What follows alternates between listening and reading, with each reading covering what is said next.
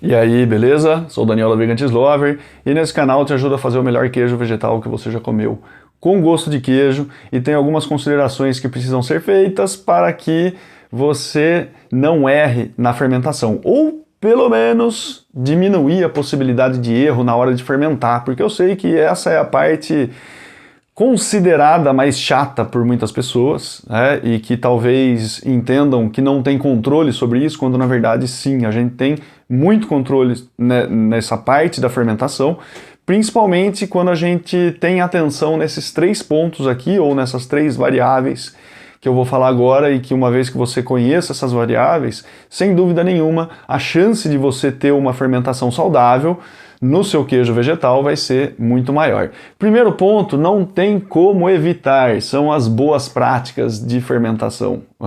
Fermentação não, as boas práticas de fabricação, BPF, como também é conhecido. O que vem a ser isso?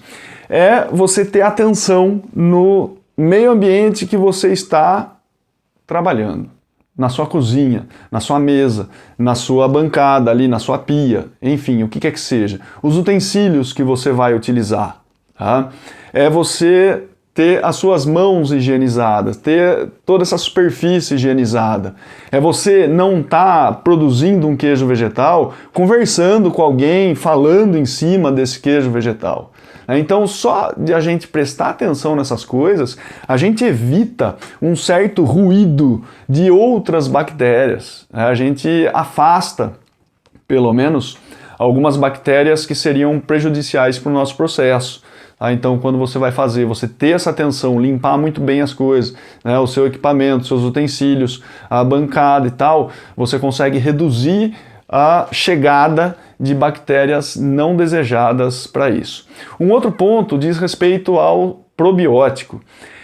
Eu acho fundamental você colocar probiótico, tá? Por mais que seja um probiótico de fermentação selvagem. Maravilha, não interessa qual que seja, mas eu sempre gosto de colocar o probiótico, trazer já uma comunidade de bactérias no começo dessa fermentação, do que fazer aquela fermentação selvagem que você não coloca nada, só desce um pouco o pH com limão e deixa aquilo acontecer naturalmente, né? Por que eu prefiro colocar o probiótico? Porque a gente já está colonizando aquela massa com uma quantidade muito grande de bactérias.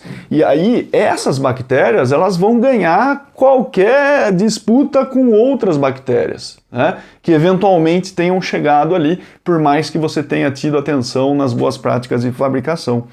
Então é interessante que você coloque essas bactérias aí, é uma comunidade que ela vai dominar aquele meio. Agora, ainda falando de probiótico, é muito importante prezar pela qualidade do seu probiótico. Não adianta pegar um probiótico que você fez faz 4 meses, está ali na geladeira, você vai usar ele. Você não tem garantia de que as bactérias ali elas estão saudáveis. Então, sempre opte, para não ter dor de cabeça e não ter dúvida no processo, sempre opte por um probiótico fresco. Tá? Por fresco eu estou falando até 1 mês, que ele tenha sido feito através de uma fermentação lática. Não estou aqui falando de Rejuvelac, não estou aqui falando de kefir de água, eu não estou falando desses probióticos que são mais desprotegidos do que um probiótico a partir de vegetais lactofermentados, por exemplo. Tá? Eles já têm uma proteção um pouco maior, então esses aguentam mais. E aí, a própria quantidade que você vai usar também pode impactar no sabor. Se você usar demais, a fermentação vai ser muito rápida. E aí você pode ter um sabor meio estranho. Se você usar pouco, pode demorar para a coisa acontecer e tal. E aí também abriu margem para outras bactérias poderem colonizar aquele meio ali. Então, o ideal é você usar uma quantidade que entre aí 16 e 24 horas resolveu o assunto. A coisa está muito bem fermentada. Tá? Isso vai depender do probiótico que você fez. Não tem como eu falar, não, use tantas colheres de sopa, tal, sem saber qual é o probiótico que você está usando, não tem como saber disso daí. E depois, um outro ponto super interessante que vai impactar na fermentação também, e que às vezes as pessoas erram, é a questão da temperatura. porque a temperatura ela impacta sim. O ideal, assim, a temperatura ideal de fermentação é de 20 a 25 graus Celsius. Tá? Fora isso, para mais ou para menos, as bactérias elas vão sentir. Se tá para mais, aí elas vão ter uma velocidade de fermentação muito maior. E se tá para menos, elas vão estar mais lentas nesse processo. Então é importante você considerar isso, porque algumas receitas elas vão pontuar muitas vezes um tempo de fermentação. Vão falar, fermente por 24 horas, fermente por, sei lá, 30 horas. Se está mais quente na sua casa e você fermenta cronometradamente por 24 horas, como diz alguma receita que você pegue, o que vai acontecer? Pode ser que a fermentação tenha passado do ponto. Aí a hora que você experimenta, dá aquela picada na língua de tanto ácido que foi produzido ali, e a sensação é qual? Azedou, né?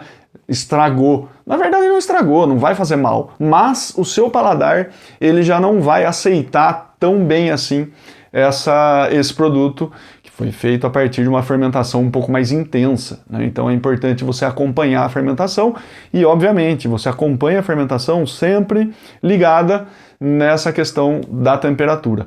Portanto, resumo da história aqui, na dúvida, vá pelo certo, não tenha preguiça, não tenha nenhum receio de repente, adiar o seu projeto de queijo vegetal.